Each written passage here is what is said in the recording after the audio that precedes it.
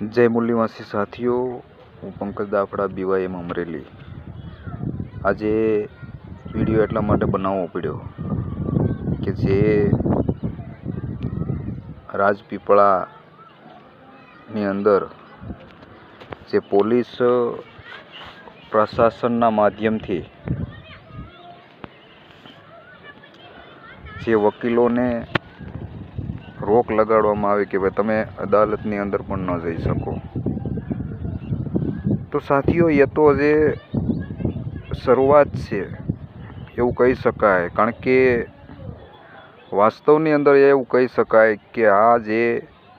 સરકાર જે છે એ EVMની નાજાયજ સરકાર છે, બ્રાહ્મણોની નાજાયજ સરકાર કહી શકાય, RSSની નાજાયજ સરકાર કહી શકાય, અને કોંગ્રેસ અને BJP એક જ છે। જ્યાં સુધી EVMનો વિરોધ નહીં થાય, વકીલ, ડૉક્ટર, એન્જિનિયર, તમામ જે ભારતની જનતા જે છે એમની ઓકાત બ્રાહ્મણો બતાવી રહ્યા છે કે તમે ડૉક્ટર, વકીલ કે એન્જિનિયર કોઈ પણ બનો છો, પણ EVMના માધ્યમથી અમારી સરકાર બની છે તો તમારી ઓકાત જે છે એ ઝીરો છે, તમારી કોઈ જરૂરત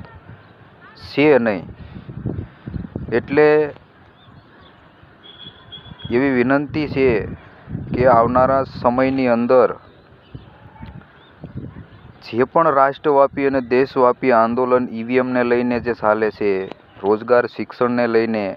કે પછી કોઈ વક્ફ બોર્ડ હોય જે આપણે મુસ્લિમને વિરોધી ગણીએ છીએ, તો ઘણા બધી સમસ્યાઓ દેશની અંદર છે અને વધારે પડતા અગર નિર્માણ અગર દેશની અંદર થઈ છે તો EVMને કારણે। તો આજે ડૉક્ટર, વકીલ, એન્જિનિયરો, આજે વકીલનો વારો આવી રહ્યો છે, ધીમે ધીમે ડૉક્ટર, વકીલ, એન્જિનિયરનો પણ વારો આવશે। એટલે એવું નહીં કહી શકાય કે કોઈનો વારો નહીં આવે, કારણ કે તમામ લોકોના ફોર્મ ભરાઈ ગયા છે, વેટિંગમાં પડ્યા છે, એટલે ધીમે ધીમે તમામનું ફોર્મ પાસ થશે એટલે વારો આવશે। કોઈને કોઈ પણ વસ્તુનો ગર્વ હોય કે ભાઈ હું ડૉક્ટર છું, વકીલ છું, એન્જિનિયર છું, મારી પાસે એટલી ડિગ્રી છે, નોકરી છે, એટલે હું મારી રીતે લડી લઈ। કારણ કે એક વ્યક્તિ અથવા એક સમાજ ગમે તેવડું આંદોલન ઊભું કરે, સરકારની આંબે લડાઈ લડી નહીં શકે, કારણ કે દેશવ્યાપી અને રાષ્ટ્રવ્યાપી અગર મુદ્દો હોય છે તો સાથ સહયોગ આપવો જોઈએ અને ફોન કરીને કહેવું જોઈએ કે ભાઈ અમે તમારી સાથે છીએ અને કઈ જગ્યાએ જે આંદોલન કરવાનું છે અમે આવીએ છીએ। તો સાથીઓ, જે 1 જુલાઈ 2025 જે ભારત બંધનું જે એલાન આપ્યું હતું, ખાસ કરીને ગુજરાતની અંદર ભારત મુક્તિ મોરચા, બહુજન ક્રાંતિ મોરચા, રાષ્ટ્ર પીછડા વર્ગ મોરચા, મુસ્લિમ મોરચાના માધ્યમથી બંધ કરવાની કોશિશ કરી અને ઘણું ખરું બંધ થયું, પણ જે લોકોનો સાથ અને સહયોગ જોયો એ ખાલી ઘરે બેઠા વિડીયા જોયા છે અને લોકોએ એવું કીધું કે ભાઈ જુનાગઢની અંદર આમ થયું ને અમદાવાદની અંદર આમ થયું ને આ લોકોને પકડી લીધા અને FIR થઈને હવે એમનું શું થશે અને આવું ન કરવું જોઈએ। તો વિડીયાના માધ્યમથી કહેવા માંગુ છું કે બનતા સુધી જેટલી કોશિશ સરકારને કરવી હોય તે કરી શકે છે, FIR પણ કરી શકે, ગોળી મારી શકે છે, પણ EVMને બંધ કરવા માટે અને EVMનો બંદોબસ્ત કરવા માટે અમારા શરીરની અંદર જ્યાં સુધી પ્રાણ છે કોશિશ એવી જારી રહે કે EVMને પણ બંધ કરીએ અને બ્રાહ્મણોની સરકાર છે એને પણ ખતમ કરવી જરૂરી છે, EVMને ખતમ કરવું જરૂરી છે। તો વિડીયાના માધ્યમથી એ કહેવા માંગુ છું કે જાતિ ભાતિ ભેદભાવ ઊંચ નીચ જે પણ છે એ મગજમાંથી કાઢી નાખો અને એક થવું એટલા માટે જરૂરી છે કે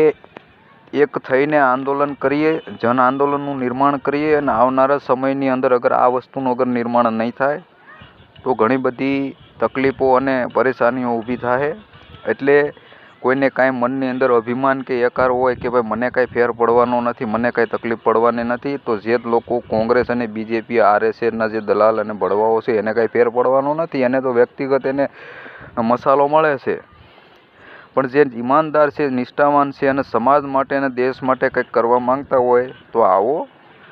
અને સાથે મળીને સંઘર્ષ કરીએ। ખાસ કરીને એ કે બામસેપનું જે અધિવેશન જે અમદાવાદની અંદર જે પાલનપુર બાજુ થઈ રહ્યો છે 39મો, એમની અંદર પણ આપણે સાથ અને સહયોગ આપીએ. અને ખાસ કરીને આવો અને ખબર પડે કે આજે ભારત દેશની અંદર જે પરિસ્થિતિ જે ચાલી રહી છે, પરિસ્થિતિ અને જે સમસ્યાઓ છે એને કઈ રીતે દૂર કરીએ. તો માન્ય શ્રી વામન મેશ્રામ સાહેબના અધ્યક્ષતામાં જે અધિવેશન સાથીઓ 39મું થઈ રહ્યું છે, એમાં આપણે સાથે મળીને જઈએ અને એમની વાતને સાંભળીએ અને આવનારા સમયની અંદર પણ લડાઈ કઈ રીતે લડવી એમનો સામનો પણ કરી શકીએ. સાથીઓ, વધારે નહીં બોલતા હું મારી વાતને વિરામ આપું છું. વધારે પડતા વિડીયો શેર કરજો, લોકો સુધી પહોંચે. જય ભીમ, જય મૂળ નિવાસી, જય જોહાર, જય વિજ્ઞાન.